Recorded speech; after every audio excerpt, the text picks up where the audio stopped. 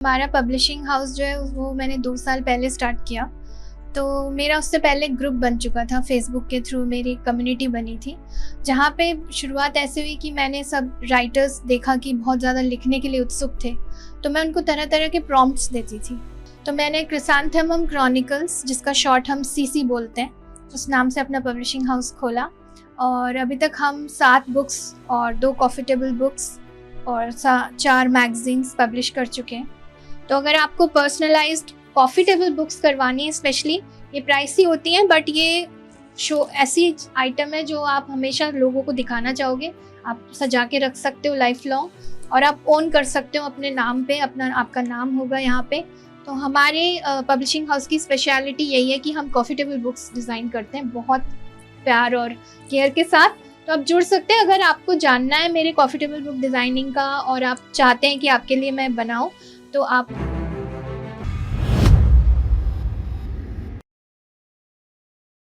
कि शाम आपके नाम आइए मिलते हैं मोनालिसा जी से। तो मोनालिसा जी, कैसा लग रहा है आपको टीवीटी पॉडकास्ट में आके?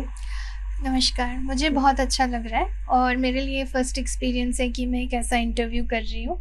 आज तक इंटरव्यूज़ लेती आई हूँ, तो ये एक इंटरव्यू हो रहा है, तो मेरे लिए नया एक्सपीरियंस है जी। और मैं धन्यवाद बोलना चाहूँगी आपको। तो मोनालिसा जी, आप एक पब्लिशर हैं, तो आप लोगों को किस तरीके से बुक्स के बारे में गाइड करते हैं? जी, एक्चुअली हमारा पब्लिशिंग हाउस जो है वो मैंने 2 साल पहले स्टार्ट किया। तो मेरा उससे पहले ग्रुप बन चुका था, फेसबुक के थ्रू मेरी कम्युनिटी बनी थी, जहाँ पे शुरुआत ऐसे हुई कि मैंने सब राइटर्स देखा कि बहुत ज़्यादा लिखने के लिए उत्सुक थे, तो मैं उनको तरह तरह के प्रॉम्प्ट्स देती थी। एक कोई टॉपिक दे दिया जिस पे वो लिखते थे, फिर हम प्राइज़ वगैरह डिस्ट्रीब्यूशन करते थे। तो ऐसे करते करते एक सिलसिला सा जुड़ गया कि लोग जुड़ते चले गए और इंटरेस्ट लेने लगे।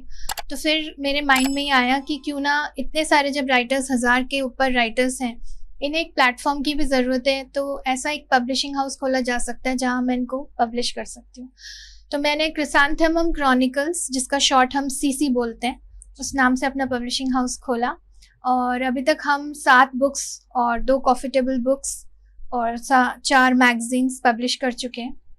और अभी हमारे साल में 1 या 2 बार बुक लॉन्च और इवेंट्स वगैरह भी होते हैं। तो बेसिकली बहुत से जो राइटर्स जुड़े हैं, उन्हें जो प्लेटफॉर्म मिला है, उसके लिए मैं काफ़ी बार उनके मुँह से थैंक यू सुनते आई हूँ। बल्कि मैं उन्हें थैंक यू कहूँगी कि इतना बड़ा ग्रुप बन गया और अब इतनी बुक्स आ रही हैं। तो मैम बताइए, एक राइटर्स अपने शब्दों को कैसे लिखता है? एक्चुअली हमारे जो ग्रुप में है, मोस्टली अभी बहुत सीजन्ड राइटर्स हैं जो काफ़ी फेमस हैं, जैसे हर्षाली सिंह जी हैं, सुतपा बासु हैं और भी बहुत से राइटर्स हैं। हालांकि सभी नहीं लिखते हैं, सब अपने अपने बुक्स भी ला रहे हैं, बट जो ग्रुप फॉर्म में आता है वो अलग अलग राइटर्स जुड़ चुके हैं। लेकिन अगर नए राइटर के तौर पे शुरुआत करनी है, तो सबसे पहला जो मैं कहूँगी फॉर्मूला है वो है कि आपको पढ़ना पड़ेगा। आपको बुक्स बहुत ज़्यादा पढ़नी है ताकि आप लैंग्वेज को समझ सको। उस लैंग्वेज पे आपको कमांड की ज़रूरत है। बाकी उसके बाद हमारे एडिटर्स होते हैं जो मदद करते हैं। लेकिन एकदम बहुत जो होती है, जो सिंपल राइटिंग होती है, उसके लिए हम लोग अब पब्लिश नहीं कर पाते हैं। हमें थोड़ा सा प्रॉपर चाहिए होता है। तो शुरुआत आप ऐसे ही कर सकते हो कि आप छोटे छोटे पोइट्री लिख सकते हैं और फिर उनको ग्रुप्स में डालिए, लोगों से जुड़िए। उसके बाद आप खुद ही देखेंगे कि आपकी राइटिंग पॉलिश होती चली जाएगी और फिर आप सोच सकते हैं कि आप भी बुक पब्लिश करवाएं। सपोज कि हमें कोई बुक छपवानी है, तो उस बुक को छपवाने के लिए हमें सबसे पहले क्या देखना पड़ेगा? सबसे पहले तो आपको अपना मैन्युस्क्रिप्ट तैयार करना पड़ेगा, ड्राफ्ट। आप क्या लिख रही हैं वो डिपेंड करता है, शॉर्ट स्टोरी है या नॉवल है या पोइट्री का कलेक्शन है। उसके बाद आप उसको कंपाइल करिए, एक जगह पे एक फ़ाइल बनाइए। फिर आजकल सारा प्रोसीजर ऑनलाइन है, पहले तो बाय पोस्ट जाते थे, ड्राफ्ट जो भेजा जाता था। अब ऑनलाइन है, तो आपको हर उसमें जाके वेबसाइट्स पे देखना पड़ेगा उनकी क्या रिक्वायरमेंट है। हर पब्लिशिंग हाउस की रिक्वायरमेंट अपने अकॉर्डिंग होती है, उसके बेसिस पे आप फिर सबमिट कर सकते हैं। अगर सिलेक्ट होता है तो फिर आपकी बुक छपती है। तो मैम, आपने भी एक बुक लिखी है, वो बुक मेरे पास है, मैं दिखाना चाहूँगी सभी को। तो मैम, थोड़ा आप बताएंगे अपनी बुक के बारे में? जी, इस बुक का नाम है डेमीगॉड्स आर अलाइव और इसमें 6 कहानियाँ हैं। इसका नाम है लॉन्ग एंड शॉर्ट, मतलब इसमें 3 लंबी कहानियाँ हैं बहुत, जो 10,000 वर्ड्स के ऊपर हैं, और जो शॉर्ट स्टोरीज़ हैं वो 6000 के आसपास हैं। और मेरी स्टोरीज़ मोस्टली विमेन ओरिएंटेड होती हैं। मैं लेडीज़ के या विमेन के जो इमोशंस और इन चीज़ों को ज़्यादा दर्शाना पसंद करती हूँ। तो इसमें 6 कहानियाँ, अलग अलग किरदार हैं, 6 हीरोइंस हैं। और सबसे मेजर जो इसमें मैंने चीज़ दिखाई है कि कोई भी परफेक्ट नहीं है। ये मैंने इसमें दर्शाने की कोशिश की है कि हर जो हीरोइन है उसने गलती करी और उसके बाद वो उस गलती से क्या सीख के, उसको क्या सीख मिली और वो आगे कैसे बढ़ी, वो चैलेंज को कैसे उसने फेस किया। तो ये 6 स्टोरीज उस बेस पे हैं। तो मैम आपकी सबसे बड़ी ताकत क्या है? मेरी ताकत तो मेरे अपने शब्द, जिन्हें मैं लिख पाती हूँ और दर्शा पाती हूँ अपनी कविताओं के या कहानियों के माध्यम से। जैसे कि मैम कोई भी राइटर आपके पास आता है अपनी बुक छपवाने के लिए, तो आप उसको किस तरीके से सजेस्ट करते हैं, किस तरीके से उसको छपवानी चाहिए? सबसे पहले तो जैसे हमारे पास कोई राइटर अगर अप्रोच करता है तो उसका कंटेंट हम देखते हैं। लेकिन मैंने अभी तक जो हमारा प्लस पॉइंट रहा है ग्रुप का और ग्रुप के आगे बढ़ने का, और आज 1100 मेंबर हो गए हैं, कि मैंने हर तरह की आवाज़ को छापा है। यानी कि मैं एक न्यू राइटर को भी चांस देती हूँ। तो इस वजह से हम कंटेंट के साथ साथ देखते हैं कि हाँ, राइटर ने आगे कभी कोई बुक पब्लिश कराई है कि नहीं, उसे कोई एक्सपीरियंस है कि नहीं। अगर बिल्कुल नया है तो हम बिल्कुल उसका हाथ पकड़ के उसे प्रॉपर गाइड करते हैं, क्योंकि मेरा एम यही है कि मुझे बहुत से ऐसी आवाज़ों तक पहुँचना है जिन्हें लोग अभी तक जानते नहीं हैं। तो अभी मेरे साथ एक 12th की लड़की जुड़ी है जो पोएट्री लिखती है और उसकी बुक मैं पब्लिश कर रही हूँ। और मैंने जब उसको पढ़ा तो मुझे एहसास हुआ कि कितने ऐसे लोग हैं जिन्हें शायद पता ही नहीं कि पब्लिशिंग प्रोसेस क्या है, कैसे हम बुक छपवा सकते हैं। तो कंटेंट के साथ साथ मैं ये चांस सबको दे रही हूँ कि न्यू राइटर्स भी हमारे साथ जुड़े, क्योंकि हर एक की शुरुआत कहीं ना कहीं तो होती है। एक बुक आएगी तो आगे जाके फ्यूचर में और बुक्स आती है। आपका सबसे बेस्ट एक्सपीरियंस क्या रहा है? मेरा सबसे बेस्ट एक्सपीरियंस मैं ये बोलूँगी कि जब मैं खुद राइटर थी, मैं स्ट्रगल करती थी। उसके बाद जब मैं पब्लिशर हुई, उसके बाद मैंने खुद अपने इवेंट्स ऑर्गेनाइज़ किए, तो वो मोमेंट मेरे लिए बहुत प्यारा था कि मुझे एहसास हुआ कि मैं कहाँ से कहाँ तक आ गई हूँ। एक सफ़र मेरा बहुत खुशनुमा और बहुत लंबी प्यारी एक्सपीरियंस है, जो मैं शेयर करूँगी अगर आप। नहीं, बिल्कुल आप शेयर कीजिए, हमें पता भी तो चले ना कि मैम ने क्या एक्सपीरियंस किया है। यही है कि शुरुआत तो एज़ अ होम मेकर हुई और मेरे 2 छोटे जैसे बेटे थे, तो उस टाइम तक भी मुझे एक क्रेविंग थी कि मुझे कुछ करना है। और मैं तब बस थोड़ा बहुत लिख लेती थी, कुछ पोएट्री वगैरह। तो मेरी शुरुआत भी ऐसी है कि मैं भी एक नोविस थी, जिसे कहते हैं ना लेमैन, जिसे कुछ नहीं आता। तो फिर मैं फेसबुक के थ्रू ही आगे बढ़ी हूँ। तो मैं फेसबुक को थैंक यू कहूँगी, क्योंकि एक कम्युनिटी थी राइटर्स की जहाँ मुझे मौका मिला खुद को वो कर पाने का, रिफ्लेक्ट कर पाने का। तो उसके बाद फिर मुझे जैसे-जैसे सपोर्ट मिलती गई लोगों की, उन्होंने मुझे सराहा कि नहीं, आपका काम अच्छा है, आप अच्छा लिखते हैं, तो आप आगे बढ़िए, बुक्स पब्लिश कीजिए। तो मैंने सेल्फ पब्लिशिंग का मोड अपनाया, क्योंकि ट्रेडिशनली पब्लिशिंग जो है वो बहुत आसान नहीं होता और बड़े-बड़े पब्लिशिंग हाउस तक हम नहीं पहुँच पाते हैं, जो नॉर्मल राइटर्स होते हैं। और उसके बाद फिर मुझे, जैसे मैंने एक ग्रुप फॉर्म किया था 2019 में, हमारी कम्युनिटी जैसे-जैसे बढ़ती चली गई, तो उसके बाद मैं खुद इवेंट्स होल्ड कर रही थी, मैं डायरेक्टर बन चुकी थी अपने पब्लिशिंग हाउस का। तो ये अपने आप में एक जर्नी थी, from being a home maker to the founder. और अब मेरे को बहुत अच्छा फ़ील होता है कि सारे जो राइटर्स मेरे साथ जुड़ चुके हैं, वो लोग खुशी-खुशी लिखते भी हैं और बड़े एक्साइटेड रहते हैं कि नेक्स्ट प्रोजेक्ट क्या आ रहा है। तो मैम आपकी जैसे पब्लिशिंग टीम है, तो वो किस तरीके से काम करती है? हमारा क्योंकि हमारा मेन स्ट्रीम पब्लिशिंग नहीं है, तो हम लोग बहुत कूल रिलैक्स होके काम करते हैं। हमने नाम ही रखा है अपना कंटेम्प्रेरी। तो हमारे ग्रुप में है एडिटर्स मेजरली। तो मेरे साथ 2 सीनियर एडिटर्स हैं, दीपक के चौधरी सर और नंदिता दे। ये इकोनॉमिक टाइम्स के साथ रह चुकी हैं नंदिता दे, और दीपक सर भी अभी एडिटिंग में हैं। और मेरे साथ वो लोग फ्रीलांसिंग मोड में रहते हैं कि जैसे-जैसे बुक्स एडिटिंग का उन्हें जॉब दिया जाता है, तो उसके बेसिस पे रहता है बाकी सारा रेवेन्यू सिस्टम। और मेजरली जो मैं सँभालती हूँ वो पीआर सँभालती हूँ, मैं डिज़ाइनिंग, क्योंकि मुझे बहुत शौक है बुक्स डिज़ाइन करने का। ये भी अपने आप में एक प्रोसेस है कि मैंने पब्लिशिंग के दौरान ही बुक डिज़ाइनिंग भी सीखी। तो उसके बाद ये होता है कि हमारा ऑफ़िस है पर्यावरण कॉम्प्लेक्स में, साकेत के पास। तो वहाँ पर इन्वेंट्री भी है, जहाँ बुक्स का पूरा प्रॉपर स्टोरेज सिस्टम है। और ऑनलाइन हमारी वेबसाइट है, लोग जुड़ सकते हैं, जो नए राइटर्स हैं वो जान सकते हैं कि कैसे वो अपना भेज सकते हैं स्टोरीज़, पोएट्री वगैरह। तो इस तरह से हमारे ग्रुप में अब मेजरली एडिटर्स हैं, और बाकी प्रिंटिंग का जो होता है वो मैं थॉमसन प्रेस से, जो कि एशिया के सबसे बड़े प्रिंटिंग प्रेस है, वहाँ से करवाती हूँ। तो मैं बुक डिज़ाइनिंग का भी करती हूँ, जैसे ये कॉफ़ी टेबल बुक्स और ये सब बुक्स, और ये सब मैंने डिज़ाइन की है। लेकिन अभी जो बहुत ज़्यादा लाइमलाइट बटोर रहा है वो ये वाली बुक है, और इसका हमने किरण नाडर म्यूजियम में लॉन्च किया था, बहुत अच्छा बेहतरीन सा। ये सब डिज़ाइनिंग मैं खुद करती हूँ क्योंकि मुझे बहुत ज़्यादा मतलब क्रेजीनेस कह सकते हैं, डिज़ाइनिंग का बहुत शौक है। तो अगर किसी को भी कॉफ़ी टेबल बुक वगैरह डिज़ाइन करवानी है तो वो जुड़ सकते हैं मेरे साथ। मैं आपको सारी डिटेल्स दे दूंगी, हमारा मेल आईडी डिस्क्रिप्शन में मैं आपको शेयर कर दूंगी। तो ये डिज़ाइनिंग के जो एलिमेंट्स हैं वो मैं खुद सिलेक्ट करती हूँ, मैं बहुत टाइम देती हूँ हर इमेज के लिए। और इसका रीज़न ये है कि क्योंकि मुझे डिज़ाइन करना पसंद है, तो मैं हर पोइट्री, हर स्टोरी को पढ़ती हूँ और उसके बेसिस पे डिज़ाइनिंग करती हूँ।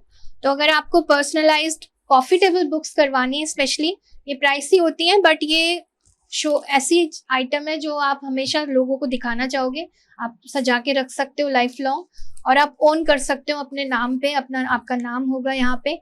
तो हमारे पब्लिशिंग हाउस की स्पेशलिटी यही है कि हम कॉफ़ी टेबल बुक्स डिज़ाइन करते हैं बहुत प्यार और केयर के साथ। तो आप जुड़ सकते हैं अगर आपको जानना है मेरे कॉफ़ी टेबल बुक डिज़ाइनिंग का और आप चाहते हैं कि आपके लिए मैं बनाऊं, तो आप मेरे साथ एडिटोरियल मैगजीन cc@gmail.com ये मेल आईडी है, आप इससे कनेक्ट कर सकते हैं, और वेबसाइट भी है। मैम आपकी सबसे बड़ी हॉबीज क्या है? वेल इतनी सारी बुक्स सामने रखी है तो आप जज कर सकती हैं कि बिल्कुल। मुझे लिखने का बहुत शौक है, लेकिन अभी रिसेंटली अब मैं थोड़ा ग्राफिक डिजाइनिंग में आ गई हूँ तो वो भी मुझे पसंद है। और इसके अलावा मुझे कुकिंग का बहुत शौक है। कुकिंग में मतलब सबसे फेवरेट डिश या कौन सी है? मुझे बिरयानी बनाना बहुत पसंद है क्योंकि अभी जैसे बात हो रही है राइटिंग और पोइट्री की, तो मैं पोएट भी हूँ और शुरुआत मेरी एक्चुअली पोइट्री के तौर पे ही हुई थी, मैंने पोएम्स लिखने स्टार्ट किए थे। तो मैं सरिलिस्टिक पोएट हूँ। इसका मतलब ये होता है कि ऐसी पोएम लिखना जो आपको आपके इमेजिनेशन लेवल को ऐसी दुनिया में ले जाए जहाँ चीज़ें बिल्कुल अलग होती है। जैसे हम कोई पेंटिंग देखते हैं तो आपको लेयर्स होती हैं उन पेंटिंग में बहुत सारे, उस टाइप से वर्ड्स में बहुत लेयर्स होते हैं। तो मेरी पोइट्री कुछ इस तरह की होती है। मैं आपको एक थोड़ा सा छोटा सा एक पैराग्राफ पढ़ के सुनाती हूँ। इस पोएम का नेम है godship. The blood of emperors had fallen upon earth on nights when the soil turned crimson and the tears of their queens washed away the blood, showing the red into the oceans when the bosoms of women turned blue for being beaten with their own hands. They could have died that night, but their ghosts survived. Their wombs held stories of history, of love, of despise, of being insanely sane. I had risen from those oceans of tears of women who were fragile, and you rose from beneath the earth, from beneath the graveyards of uncountable bodies turning carcasses. तो इसमें multiple poets हैं, बहुत सारे poetry है, और इसमें सबसे बड़ा जो मेजर हमने कवरेज किया था वो थी एल लॉरेन लॉकी, जो कि कैलिफोर्निया की एक राइटर हैं, काफ़ी फेमस है, उनका हमने इंटरव्यू किया था। और रोशेल पॉटकर, वो भी काफ़ी फेमस राइटर है, उनका भी हमने इंटरव्यू किया था। तो इस तरह से अगर आप इंटरव्यू भी करवाना चाहते हैं, अगर आप बहुत फेमस राइटर हैं और आप चाहते हैं कि आपको कवरेज मिले कॉफ़ी टेबल बुक के थ्रू, तो आप मेरे से जुड़ सकते हैं। तो मैम आपके जैसे घर में 2 बेबीज हैं, तो आप उनके साथ साथ आपको जैसे ये काम भी आपको हैंडल करना पड़ता है, तो आप किस तरीके से सब चीज़ों को एक साथ हैंडल कर लेती हैं फैमिली को? वेल शुरुआत में तो थोड़ा सा मुश्किल था, चैलेंजिंग था, क्योंकि अंदर बहुत सारी क्रेविंग थी कि ये करना है वो करना है, बट कंट्रोल करना पड़ता था। लेकिन वो धीरे धीरे कंट्रोल अपने आप में एक डिसिप्लिन बन गया, और फिर पता ही नहीं चला कि अब इतना प्रोसेस स्मूथ है, क्योंकि अब बच्चे भी बड़े हो गए हैं। बेटा मेरा 10th में है और छोटा वाला 8th में है, तो वो लोग बहुत सपोर्टिव है उल्टा मेरे काम के लिए। तो मुझे जैसे बच्चे स्कूल जाते हैं तो मॉर्निंग का जो फेज़ होता है वो मेरा अपना होता है, तो मैं उसको पूरा यूटिलाइज करती हूँ। और इन बिटवीन मैं होम मेकर हूँ प्रॉपर, तो सब कुछ रहता है, कुकिंग से लेके क्लीनिंग जैसा होता है। बट मैं यही कहूँगी कि अगर आप में किसी चीज़ को पाने के लिए जुनून है तो उसके लिए आपको मेहनत तो करनी पड़ती है। और जब आप मेहनत करते हैं और आपको उसके फल मिलते हैं तो आपको दुगना मज़ा आता है। तो इस वजह से मैंने भी वही किया। मैं ये कहना चाहूँगी कि मेरा जो पूरी जो ये जर्नी रही है अभी तक में, इसमें मैंने ये सीखा है कि हालांकि मैं एक पब्लिशर हूँ, एक ऑथर हूँ, लेकिन चैलेंजेस हर फील्ड में आते हैं और आपको उन्हें फेस करना चाहिए। ये नहीं कि आप थक के हार मान लो कि नहीं बस अब बहुत हो गया, अब मेरे बस का नहीं है। आपको फेस करना है और आपको आगे बढ़ना है, क्योंकि इसका सबसे जो प्रॉपर मंत्र है आपको लाइफ में सक्सेस का, वो यही है कि आप पीछे ना हटो, आप आगे बढ़िए। और चाहे आपका कोई भी फील्ड है, कॉर्पोरेट है, कुछ भी है, डॉक्टर हैं आप, मेरे साथ डॉक्टर्स भी इतने जुड़े हुए हैं, जो राइटर्स हैं वो भी टाइम निकालते हैं लिखने के लिए, मेरे साथ जज जुड़े हुए हैं जो लिखते हैं। तो जिसे अब जिस चीज़ का शौक है ना, वो उसके लिए टाइम निकाल ही लेते हैं। तो मैं भी एक होम मेकर से आज यहाँ पहुंची हूँ, और मैं अभी भी अपने आप को आइडेंटिफाई होम मेकर ही करती हूँ, क्योंकि ये मेरा एक साइड पैशन है जो मैं ड्रीम के तरह फुलफिल कर रही हूँ। और मुझे कोई क्रेविंग नहीं है कि मुझे सक्सेस के पीछे भागना है। अगर मेरा काम अच्छा है तो सक्सेस अपने आप आ जाएगी। मतलब अब ना एक नाम बहुत ज्यादा वायरल हो रहा है, ज्योति मौर्य का नाम जी। तो आपने सुना ही होगा। जी। तो आप बताएंगे कि ज्योति मौर्य ने मतलब ये सही किया है या नहीं किया है? वेल मेरे हिसाब से तो मैं पहले तो उनके किसी पर्सनल लाइफ पे कमेंट नहीं करना चाहूँगी, वो उनका अपना ओपिनियन है। बट मेरी जर्नी भी थोड़ी सी सिमिलर है इस वे में कि मेरे हस्बैंड ने भी मुझे पढ़ाया, मुझे ग्रेजुएशन मास्टर्स कराई, क्योंकि मैंने फ़िलॉसफी पढ़ी थी और उसके बाद मैंने लिटरेचर में पढ़ना चाहा। तो मेरे पास ये चॉइस इतना अच्छा था कि मैं उसको यूज़ करके मैं आगे बढ़ी। अगर मैं उसका नेगेटिव सोचूँ तो नेगेटिव भी हो सकता है। तो उसी तरह से मुझे लगता है कि उन्होंने उसको अपने ओहदे को या इस पोजीशन को गलत वे में यूज़ किया, क्योंकि जहाँ से आपको अपने रूट्स तो कभी नहीं भूलने चाहिए। अगर आपके हस्बैंड ने आपको इतना सपोर्ट करके आगे बढ़ाया है तो आपको उन्हें थैंकफुल होना चाहिए। और ये सारी चीज़ें मेरी नज़र में तो थोड़ी ऑकवर्ड ही लगी मुझे, तो मैं इसके सपोर्ट में नहीं हूँ। क्या आप क्या बताएंगी, मतलब आपको क्या लगता है? मुझे तो ये लगता है कि ज्योति मौर्य ने बिल्कुल भी सही नहीं किया, क्योंकि आज के टाइम में शादी के बाद हस्बैंड ही सपोर्ट करते हैं अपनी वाइफ को आगे जी। कामयाब करने के लिए। बट यहाँ मैं कहना चाहूंगी कि मेरे हस्बैंड ने मुझे बहुत सपोर्ट किया है, उन्हीं की वजह से मैं आज इस मुकाम तक पहुंची हूँ। जी। अगर मैं ये नहीं सोच पाती कि मेरे हस्बैंड मुझे सपोर्ट कर रहे हैं तो शायद मैं इस मुकाम तक नहीं पहुंचती। बट ज्योति बिल्कुल। मौर्य को ऐसा नहीं करना चाहिए था, जी। मेरे लिए भी वो गलत है। तो ज्योति मौर्य के एपिसोड को ही ले लेते हैं। अगर ऐसा सोचा जाए कि सभी पढ़ लिख के बस अपना सेल्फिश होके सोचने लग जाए तो रिश्तों की कोई कदर नहीं रह जाएगी, ना इंसानियत की बचेगी। तो उस हिसाब से मुझे लगता है कि हस्बैंड वाइफ एक दूसरे के लिए बने होते हैं, तो उन्हें हमेशा अंत तक अपना साथ भी निभाना है। और अब छोटे बड़े ये चीज़ का कोई मैटर नहीं करता। अब दुनिया बिल्कुल बदल चुकी है, लोग बहुत एक्सेप्टिंग हैं, सब अपनाते हैं। तो उस तरीके से मुझे लगता है कि हमें भी बस कामयाबी की तरफ आगे बढ़ना चाहिए, और ये सोचना चाहिए कि अगर इस सफ़र में हमारे हमसफ़र हमें और साथ देते हैं तो इससे बढ़कर क्या हो सकता है। बिल्कुल। तो इस बुक के बाद अब एक सरप्राइज एलिमेंट है मेरे सारे जो रीडर्स हैं, जो व्यूअर्स हैं, जो मुझे देख रहे हैं, कि मेरे लिए ये बहुत खुशी की बात है और मैं बहुत एक्साइटेड हूँ। मेरी नॉवल आ रही है, नाम मैं अभी रिवील नहीं करूँगी, लेकिन जल्दी इस ईयर के एंड तक वो नॉवल आने वाली है और उसका बहुत बहुत प्रमोशन करना है मुझे। तो ज़रूर मेरी बुक खरीदीजिएगा। Thank you so much ma'am, यहाँ पे आने के लिए। हमें बहुत खुशी होगी जल्दी ही आपकी नॉवेल्स मार्केट में फैले और हम भी उसको रीड करें।